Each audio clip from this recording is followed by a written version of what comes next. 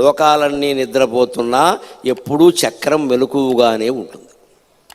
విష్ణుమూర్తి చక్రం ఉందే, దాని ప్రత్యేకత ఏమిటంటే ఎప్పుడు విష్ణుమూర్తి పడుకున్నా సరే అది మెలకువగా ఉంటుంది. దానికి ఉదాహరణ ఏమిటో తెలుసా? అంబరీషోపాఖ్యానం.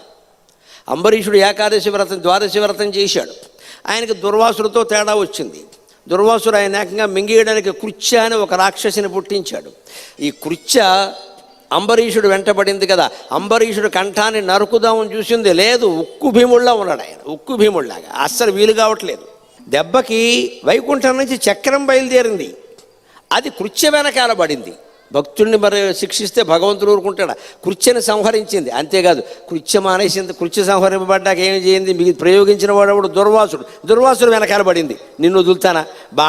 బాణాన్నే వదలలేదు నేను, బాణం వేసిన వాడిని ఎలా వదులుతాను అని దుర్వాసుడు వెనకాల పడితే దుర్వాసుడు అన్ని లోకాలు తిరిగాడు. చివరికి దిక్కులేక వైకుంఠానికి వెళ్ళాడు.